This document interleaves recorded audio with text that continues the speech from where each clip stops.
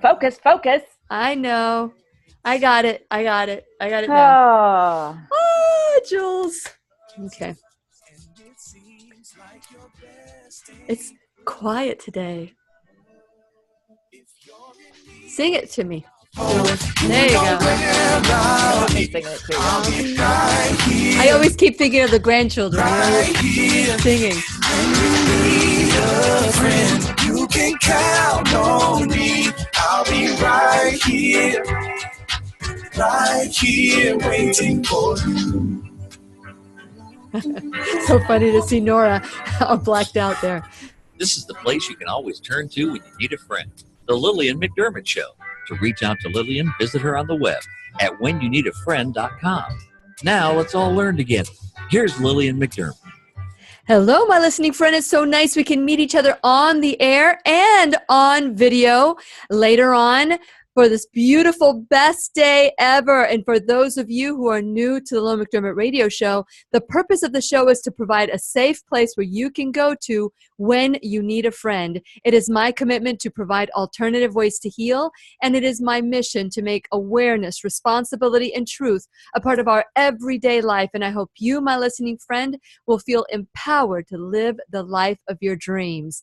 Now, speaking of dreams, I want you to, it's one of my dreams that I be in all your phones, pre-programmed at 407-373-5959, because we always have giveaways or something is going on where you may want to share your opinion of what you're listening to, whether you perceive what we're saying as woohoo or wahoo, I don't know what you would call it, woohoo, or whether it's good or bad, whatever your opinion is, you can share while we're on the air live.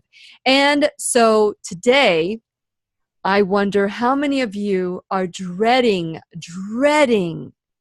taking your children to college. As a parent, I must say that we encounter many gut-wrenching moments with our children. For me, one of the toughest tasks that I encountered was letting go and trusting that I had taught my children well and that it was time for them to live their yellow brick road, their path.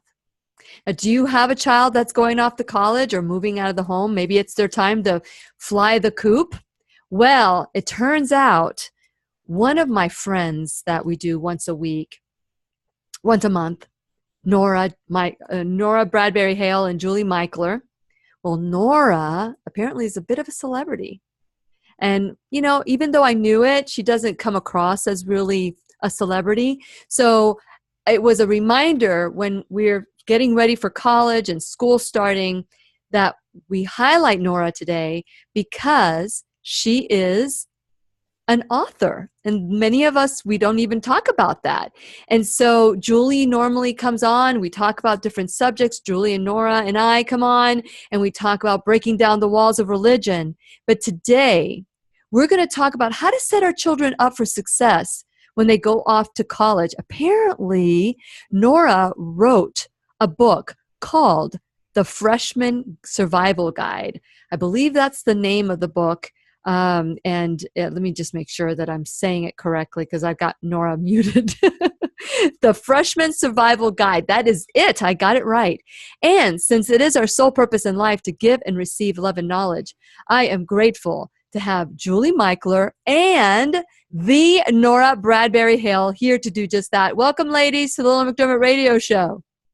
Hey, good morning. And Nora, you can unmute. Hi, Lillian. Yes, we are joking with Nora because we are on recording this show, and it will be later on. It will be on YouTube, and we're joking with Nora that she is in the witness relocation program because she cannot figure out how to make the video work. So all we see is Nora Bradbury-Haehl. So Nora, share a little bit about yourself and what led you to write this book. Well, I've been working with young people for several years and doing some writing for a website called Busted Halo. And we started talking about our fall articles. and what we might do for back to school. And I mentioned that I do a retreat where I bring my college kids, my graduated college kids from youth group back to talk to the high school seniors. And so that became a little article on the website. It got a big response, and then we started doing it each fall, and we added some extra interviews. We talked to campus safety people, we talked to campus ministers, we talked to professors, and over the course of a few years, it got big each fall, and campus ministers started downloading it. We did a condensed guide, which actually everybody can get. It's still on the website, and it got downloaded over 30,000 times, and my editor at the website said, Nora, that's and it turned out to be. So wow, very good. So exciting. Very good. And Julie, we've known that Nora is a bit of a celebrity, but we've kind of kept it under wrap, haven't we? We have, and I watched her, they highlighted the book on David Letterman once, and so, it doesn't get any bigger than that. Was one of my favorite shows. Wow. And so you've been on David Letterman, Nora, or was the book highlighted? The book was on David Letterman, yeah. Wow. But they showed it up real close, and there was her name right there. How long ago did you write this book, Nora? The first edition came out in 2011, and the second edition came out a year ago, spring. So. Wow, look at you. And you know what? We noticed that we had to have our people call her people, and, before she got set up, her entourage would come, all those things. But we really didn't know that she's a celebrity. And we're going to continue talking to Nora Bradbury-Haehl and Julie Mickler, my friends, when we return worldwide at whenyouneedafriend.com. Get ready. We're going to learn how to survive this survival of our freshman friends going off to college. We'll be right here waiting for you. I didn't hear the music, but I thank you for the countdown. Yeah, I didn't either. Okay, Nora, what's the dealio? Can we see you or not? You're not seeing me? No. No. All right, let me get off the computer. I can see me in the video window. There you are. Go ahead. You got to unmute yourself. Now we can't hear you. Unmute yourself. Go to the mute button and select. Can you hear us, Nora? Type in yes if you can. Nora, or just nod your head, because we can see you now. No, I can't see her. I can see her. Nora, weird. just go to the mute button and select your speaker preferences. Oh, I think I can hear you now. Can you hear me now? Yes. Now move there you go. There she Perfect. Oh my goodness. Yes. What an ordeal. Okay. Okay, we ready? Yeah. Okay. Can you hear me okay? Yes. Okay, I just want to Is there any way you can plug in your Bluetooth or your earphones or your buds? I don't. Or can you get a little closer? Let me see. Maybe I can get closer. We can see you well. Okay. Brian, how much time do we have? A minute. So do you have earbuds like this, Nora? I don't, and I don't think it would help the sound anyway. I can hear you fine. No, but we want to hear you. Microphone. You sound like you're too far away. Can you see her now, Julie? When she talks, yeah. Okay. Oh, okay. Let me see if there's another setting. Oh, that sounded better. Whatever you're doing, it sounds better. I picked it up, and I'm real close, but. Yeah, you certainly want to be. You certainly want to. Can I offer a suggestion before we go back? Sure. To not just address the parents with kids going away, but actual Kids college students who are. Sure. We started with the parents, and then we'll move on to yes. Okay, ready? Yep. Okay. So you don't have a Bluetooth or anything where your mic. So just make sure that your mic settings are the mic for your your iPad. You can count Time to dance, on Nora. me. I'll be right here waiting for you. You can text Lillian McDermott or leave her a voicemail at 407-373-5959. Once again, here's Lillian. And welcome back to the Lillian McDermott Radio Show, where we always learn and grow with one another. And today's teachers are my friends Julie Mickler and Nora Bradbury-Haehl. And today we're talking about how to survive the freshman year and how to set our children up for survival and how to adjust from being either empty nesters or letting our children go. So there's so many different things that we want to go over. And so Julie and I basically, Julie, your children are all, we've gone past this phase in our life, haven't we? Yeah, freshman year anyway. I've still got a couple in school, but those early years in college are gone, and they've figured it out pretty well. Yeah, absolutely. And, there's a bit of an apprehension. Do you remember Lauren or Jesse or Adam being nervous about going off to college, or were they excited? No, they were pretty excited. I mean, I think that's part of what I'm interested to hear Nora talk about. Yeah. Is it's some, kids are like just so excited to get to college and experience all this new stuff, and they're sort of hit with these unexpected challenges. Sure. Others, I think you addressed it earlier, are so scared and nervous about the newness of it. So there's two spectrums. And I think for both groups, there's just so many unknowns that come up for them that it's hard to maneuver. Yeah. So Nora, how was that in your experience after doing your research and getting all these downloads? What did you get any questions from people, or was there a reoccurring theme from either students or parents? And can you share that with us? Sure. So really the way that the book started was out of that what I'll call the crash and burn scenario. Uh-huh. Some kids go off and they do great, and then I would see these other kids, and I would often be the one that they called when they couldn't call their parents, because I'd been their youth minister, and they're like, well, who can I ask, but is not my mom.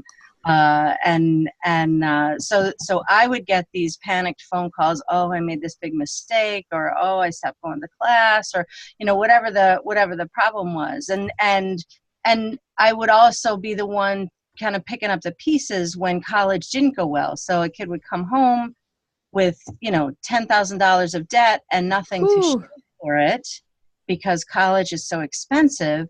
And then they would, come back here, take a semester off, start again the next fall, come back to community college, or not go back to school at all and have all this debt and this huge sense of failure at 19. And I was like, you know what? Let's do something about this. Sure. Oh, amen. So the book, the retreat that I started doing, and then the book definitely came out of that experience of watching kids struggle so hard. And sometimes kids you didn't expect to, sometimes kids you thought were going to do great. They were happy and bright in high school and had it all together. But it turned out, there was a lot more management going on by their parents than anybody realized, and then they got off to school and everything's different. So there's lots of reasons for that, and we can talk about some of that, but really the book came out of that. What are the reasons that kids crash and burn, especially those first 3 months in school? If they can make it past that, often they can push through and get over all the weirdness and all the things that they need to manage. But those first 3 months just really seemed crucial, after all those years in youth ministry and sort of watching from a distance and being the one supporting them, over the phone or over the internet. So that's where that came from. Sure. And Julie, you wanted to add something? Well, and I'm just, my heart is kind of aching for these crash and burn students who get away and get so overwhelmed. And I'm just thinking with, living in the social media times that we're in, here they are failing classes, building up debt. They're lonely. They're not making friends. And they're looking on their social media accounts at all these other people. It looks like the entire world is so happy and having the time of their lives. This sort of facade and persona that we all put out on social media, that must make it even harder and more challenging for these crash and burn kids who, for a variety of reasons, are really in a painful place. Absolutely. And Nora, and thanks for Julie for that, because it's true. We always compare with the exterior. We compare our interior with somebody else's exterior, and that just Nice doesn't way to put seem it. to work very well. So Nora, as parents, we want to set our children up for success, but we're also going through these internal struggles of wanting to let go or not wanting to let go. So first, what comes first? The parent setting up the child for success, or the child setting himself up for success with expectations and awareness?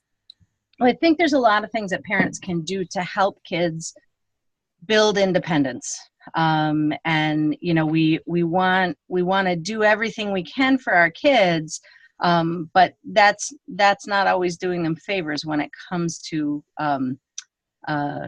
starting a new life away at school. So little things like during senior year, if they're not doing their own laundry already, get them doing their own laundry. If they're not managing their own schedule, they will fail at it a little bit, and let them have those little failures, because if they don't have those little failures at home, they might turn into big failures away at school.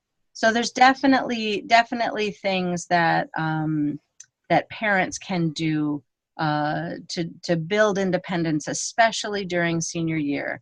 And we have our worries, but kids have to sink or swim on their own. And so we have to let them fail a little bit. I mean, those failures are sort of the inoculation against that disease. Let them fail a little bit now, so it's not so terrible later. And I think too, young people want to succeed, but they don't always know what they don't know. And Sure. So one thing that I would say to young people, and especially, I mean, senior year can be so fraught between parents and their teenagers. So, maybe agree with your parents that you will seek out advice from somebody they trust, but somebody that's not them. Sure. And so, parents, be looking around your life and thinking, who are the other adults that I have put in my kid's life, or that I can put in my kid's life, that they can go to and that they can trust, so that when they have a question, and not, none of us, and I'm sure none of your listeners would ever say when a kid screwed up, remember I told you about this. We would never do, right? Of course not. I never have. I'm sure I'm going to get a text any second from Ashley. But to make sure that they have people in their lives that they can go to. I have 6 sisters, and so my kids have, not to mention, friends and the youth group kids that they grew up with that are now grown-ups themselves. So they've got this whole array of people, whose values are similar to ours, who they know they can trust, and who, may or may not, but probably won't come to me and say, oh, your kid did this, that aspect of confidentiality is really important. So, that those mentors can serve 2 functions. One, to help prepare for college, to have those conversations that maybe are difficult to have with parents about money, about sex, about other values, choices, about time management, discipline, all those things. But then they can also be the disaster preparedness team. And when disaster strikes in freshman year, and it will in one way or another, it might be something big, it might be something small, but then they've got some backup people who aren't mom and dad that they can give a call to and say, oh, I'm going through this and I just don't know what to do. Great advice. That's a great start here, because we are going to dive deeper and deeper into this conversation, because when our children were going off to college, every single one of them was different. There were some that wanted to go to a new university, and there were others that wanted to go to a 2-year college. How do we as parents don't push our desire on our children to go to their alma mater when they don't even want to go to that? How can you set the expectation for the parent and and give us the outcome if we don't set the expectation correctly. And I think that, listening to the voices of our kids as much as we listen to the voices of ourselves, I think being realistic. You cringe when you say that. I get to love see that you. face. Did you see that, Julie? She cringed love when she it. said, say that again without cringing and I'll believe you. Well, and here's the thing, again, our kids don't know what they don't know. And this is the huge dilemma of, there was one of my daughters, we actually banned the use of the phrase, I know, in our house, because her response to everything was, I know. And I would say, you don't know. That's why I'm telling you. And just because it's offensive doesn't mean it's not true. That's right. Julie, so good, Julie. Go ahead, And Nora. we do know our kids better than anybody else, and we also have a sense of how they might interact in the world. Sometimes better than they know themselves. But it's just, I don't know, that one just takes so much discernment. That's what the cringe is about, because we have to be brutally honest with ourselves about, am I overestimating my kid? Am I underestimating my kid? Am I, remembering my own college years with so much nostalgia that I can't do a reality check and say, yeah, but my kid is not me. This isn't my college experience. This is their college experience. This is their yellow brick road. And I love being at a huge school, but maybe they need to be at a small school. Or I loved my tiny school experience, but they need something different than I needed. So it's just hard, It's I can see even an author of the book, The Freshman Survival Guide, is cringing under that question. So that's good. Now, Julie, I know that your children chose different paths as far as what schools they wanted to go to. How were you able to step back and not push your agenda? Well, maybe I didn't. I don't know. But maybe you did. Maybe you yeah. We're all cringing here, right? It may not have gone so well. That's all I'm saying.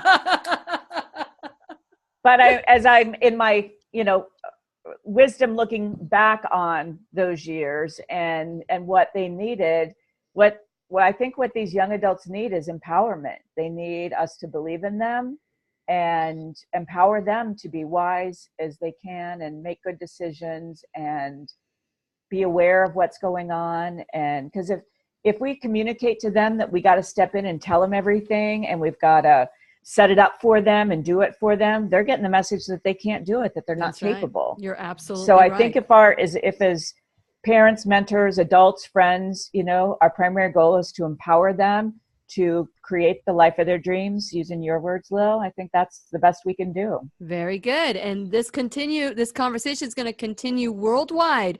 We're talking about the Freshman Survival Guide for these moms that are cringing right now. When we return worldwide at whenyouneedafriend.com, we'll be right here waiting for you.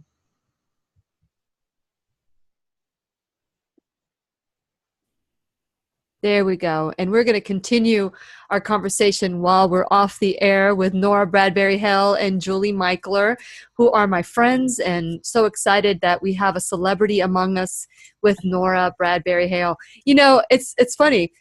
How long have we been doing the show, Julie? That you've encouraged me to reach out to Nora. Oh, has it been a year and a half? 2 years? I don't know. We'll have to check back. About a year and a half. About a year and a half. And interestingly enough, I knew that was one of the things that Nora and I talked about, the Freshman Survival Guide. And I think I even bought it back then. I can't remember, but I think I bought it back then. And it just slipped my mind until just, Nora and I were talking after you left last time. And we were thinking about topics for next month or this month in August. And she said, hey, I'm a celebrity. I have a book. I'm an author. Dare we say diva? I know. As she was drinking her diva cup, coffee from her diva cup. She said, have your people call my people. But I'm grateful that you're willing to give away some books today. Yes. I'd love to do that. That'd be great. Okay. So let's get you closer to the mic again, because you. Am I fading out? Yes, there you go.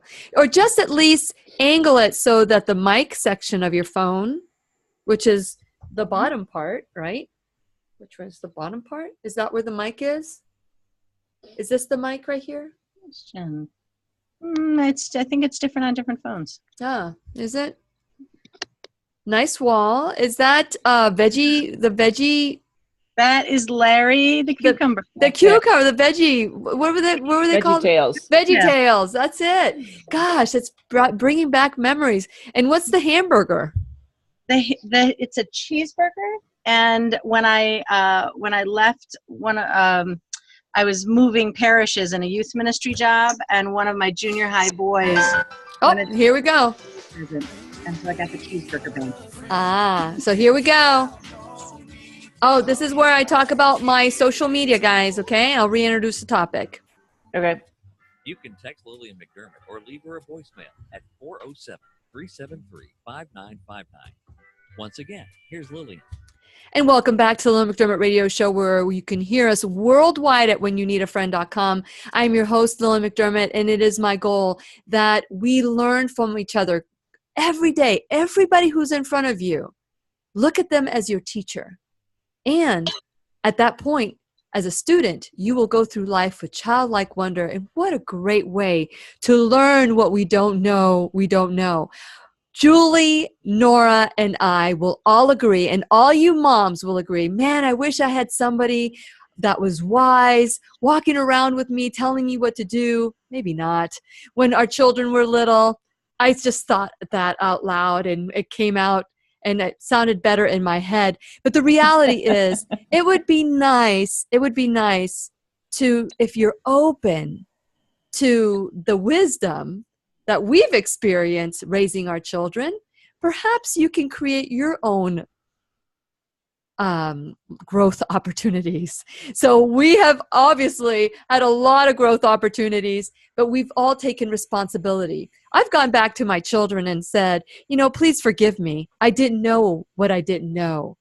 And I went to every single one of them. And that was a really healing moment for me.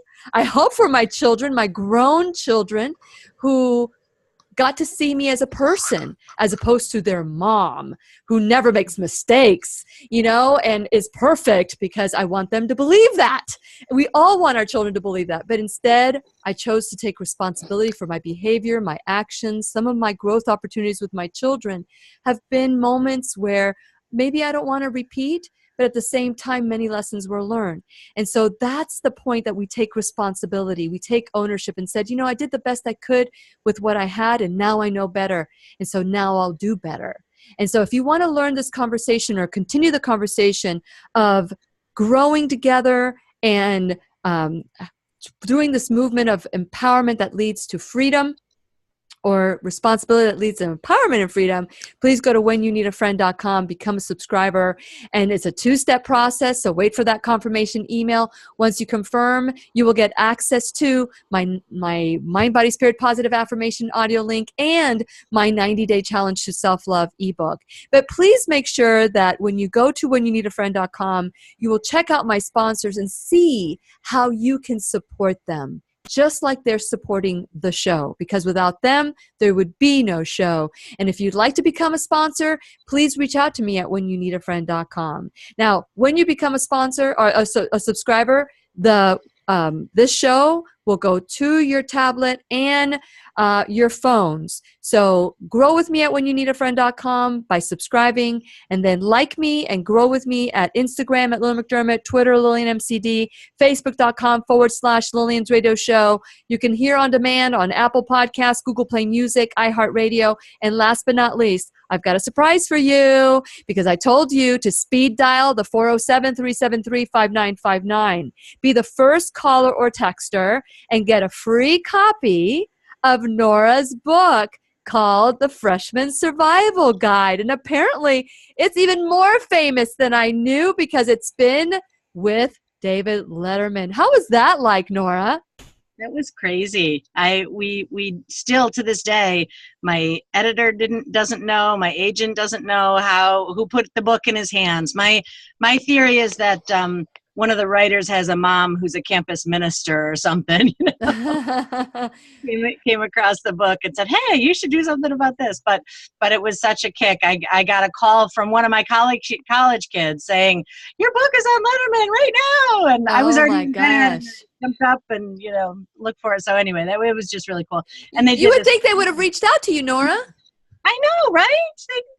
They could find my number, but anyway, it was really cool, and they did this like 6-minute piece on it. It was crazy, and they made fun of the cover because it's got coffee stains, and it looks, it's designed to look beat up. Do you have your book near you so you can show it on the video camera? So it's got coffee stains, the tattered edge, and that was the first edition of the book, which looked even, a little grungier than this one because it was light blue, and so you could really see the coffee stain on it.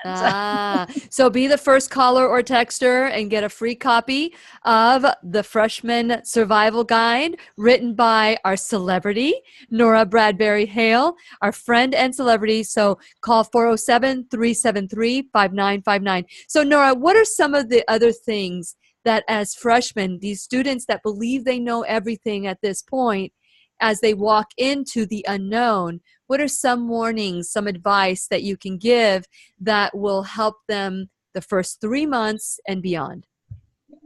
Well, and one of the things that we talk about is how it's, if you're afraid of snakes, I apologize in advance for the metaphor, but we say, shed your skin, but keep your skeleton. So it's okay if the exteriors change. So you might start listening to some new music. You might start wearing different clothes. But your values, who you are inside, who you know yourself to be, that stuff should grow slowly over time.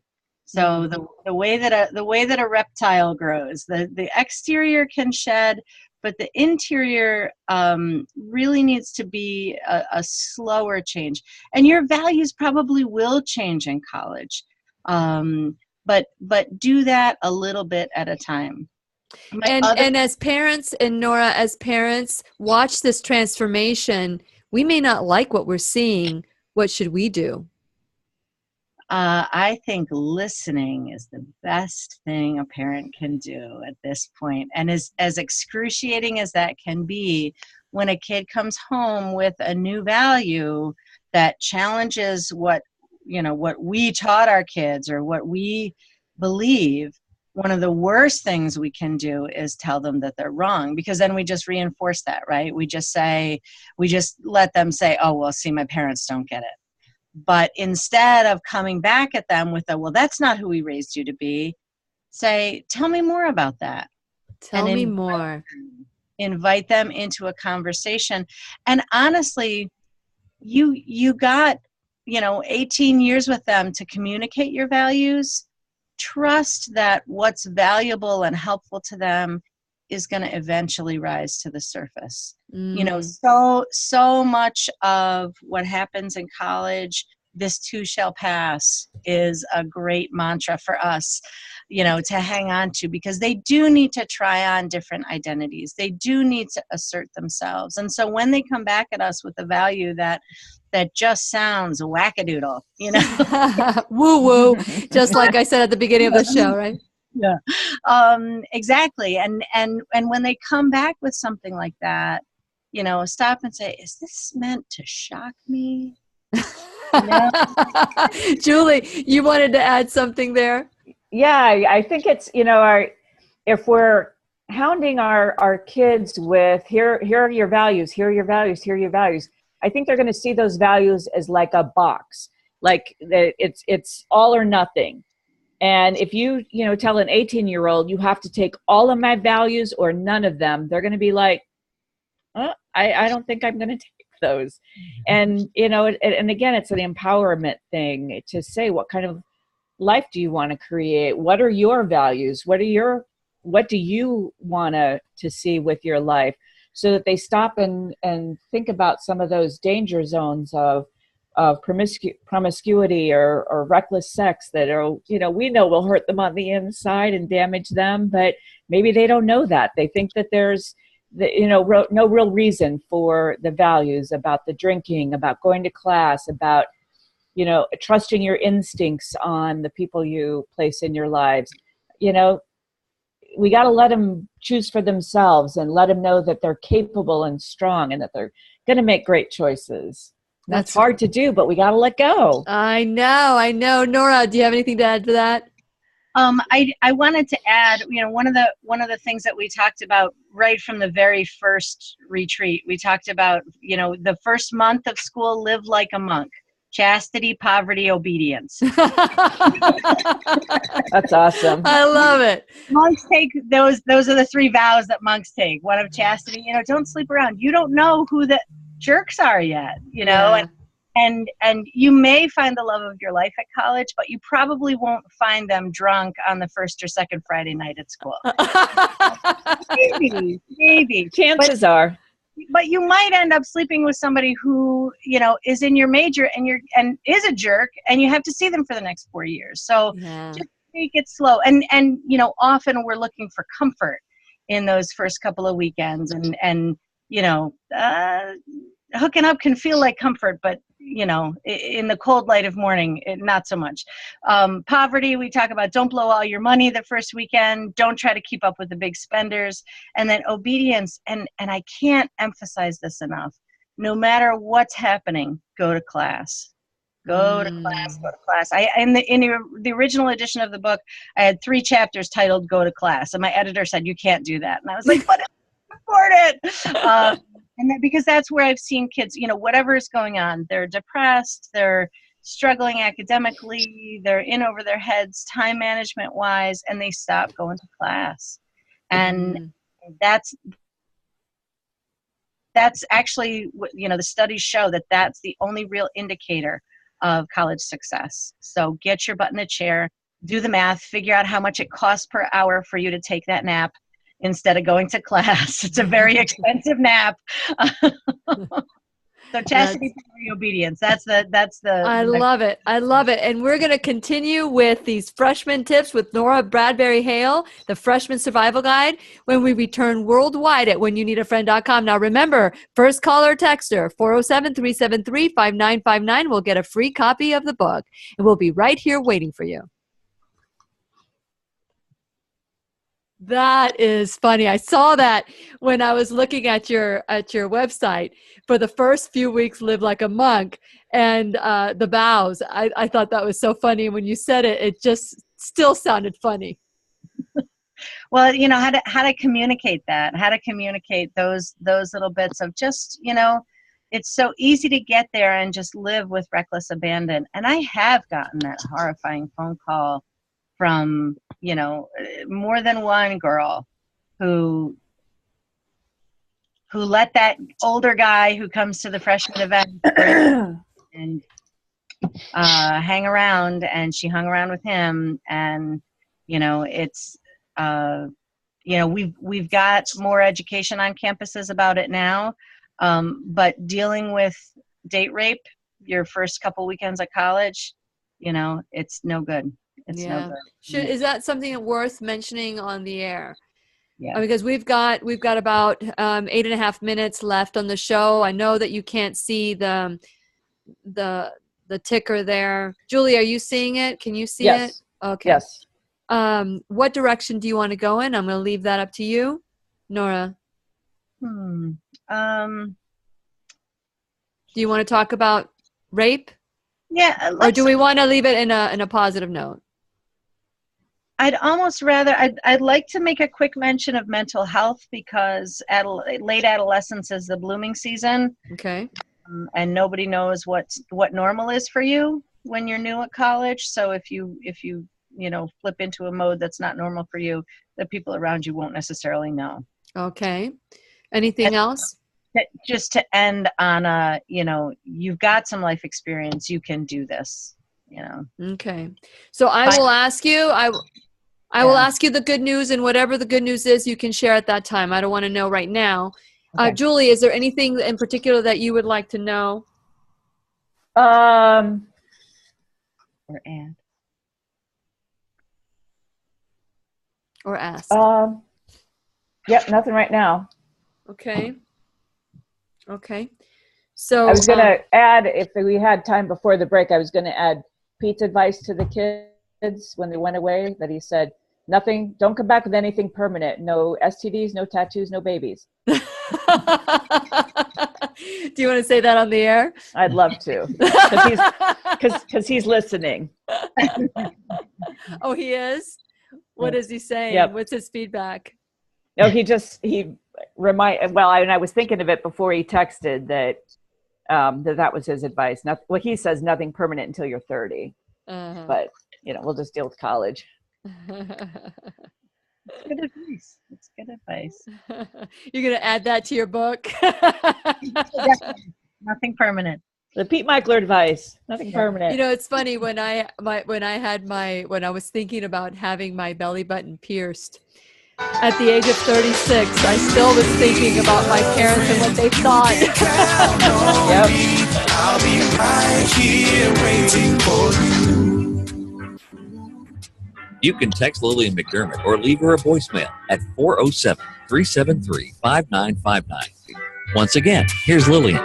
Welcome back to the Lillian McDermott Radio Show, where we always learn from one another. And today's teacher, we're highlighting Nora Bradbury-Haehl because apparently she's a bit of a celebrity. She's one of our authors, and she is absolutely phenomenal. We're talking about the Freshman Survival Guide. And for those of you moms and dads that are waving goodbye to your adult children or your young adult children, and what you're seeing as you're pulling away is them in diapers waving back at you and crying when you're leaving them at preschool, or we still have those visions, those heart-wrenching moments where we need to let go. So we're talking with Nora Bradbury-Haehl and Julie Mickler, my friend as well. And today she is giving away a copy of her book, The Freshman Survival Guide. Be the first caller or texter, 407-373-5959, and you'll win a free copy signed by Nora. Can you sign it, Nora? Yeah, I can sign it. Awesome. I want one. Can I call you right now? And Yes, you can call me. okay, perfect. Okay, so I want one. So here we go. The first week of college, we were talking off the air.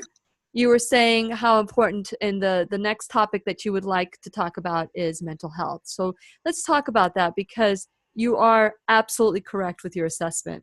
You're the expert. Well, so I read this great book by and got to interview Dr. Richard Cattison from Harvard, and he has a book called College of the Overwhelmed. And he's seeing the kids in this high pressure environment who are collapsing under the pressure.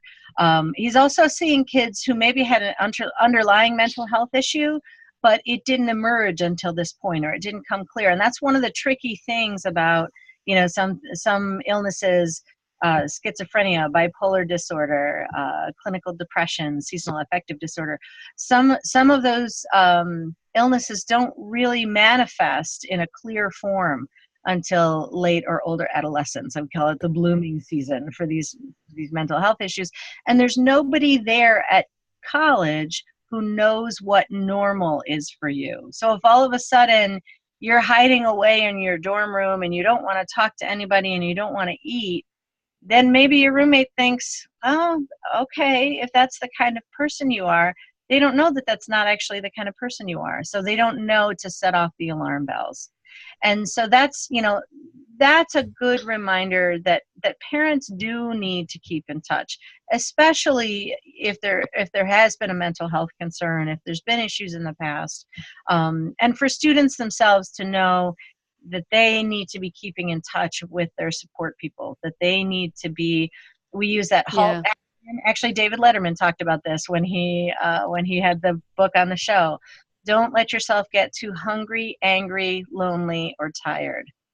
And so especially for students who have struggled with depression or an eating disorder, or any mental health related issue in the past, that's just a good self-check. Be really involved in self-care. It's so easy to get to this new environment where there aren't those strictures of the past. You can come home whenever you want or not at all, but you have to stop and think, what's that going to cost me over the next few days if I don't sleep tonight, if I don't eat today, if I, am not checking in with those people who, can remind me of who I am and what's best for me. Yes, and great advice, Nora, and probably something that we would never even think without, you're making us aware of this potential that could explode during this time. And then what?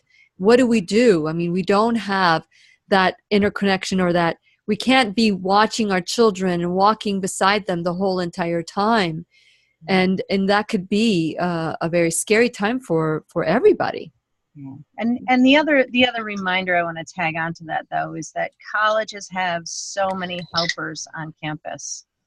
There's a counseling office, there's your advisor, there's your RA, there's the campus ministry office. There's so many helpful, kind people whose job it is, frankly, to help keep you safe and on track.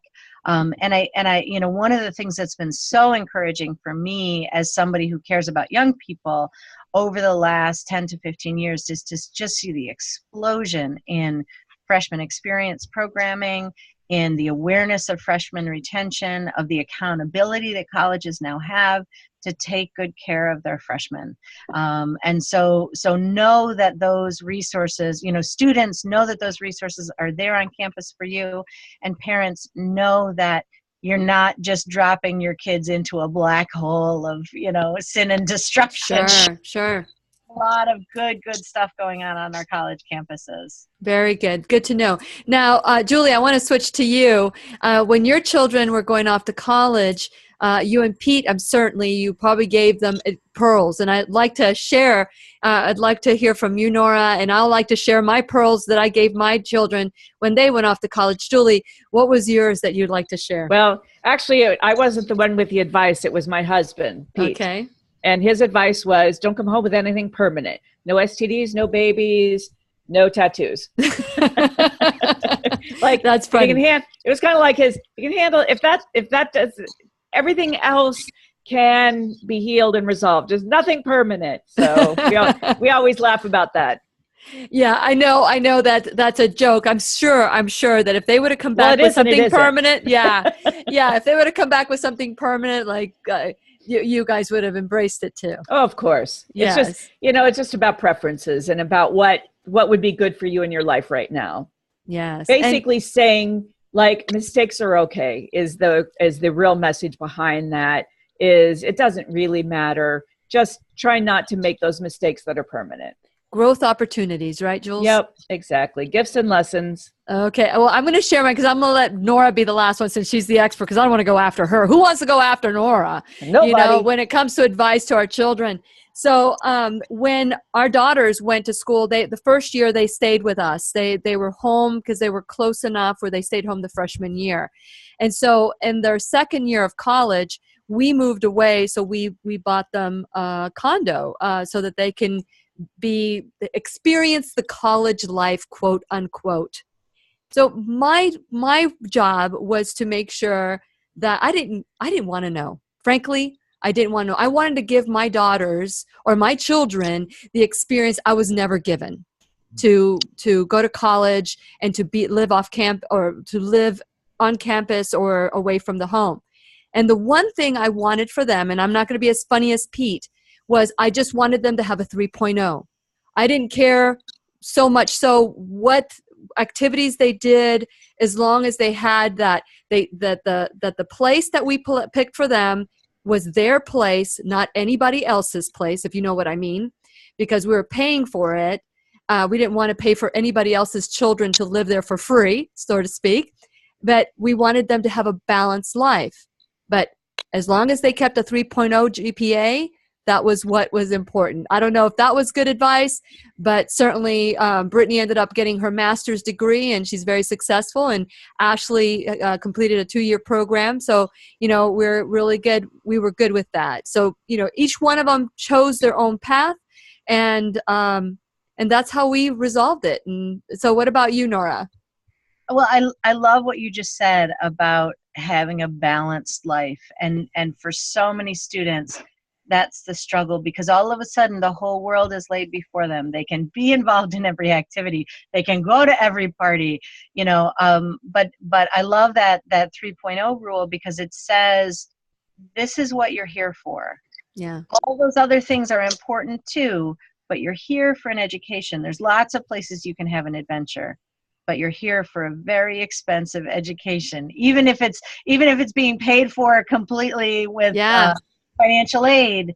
There, you know, somebody's making an investment in you, and you're making an investment in yourself with this time. And so that, I just think that's great. And know that this is just such a great opportunity. You're going to make, you know, and I'm talking to students here now, you're going to make great friends, and you're going to have really good times, and you get to learn about whatever you want to learn about from experts in the field.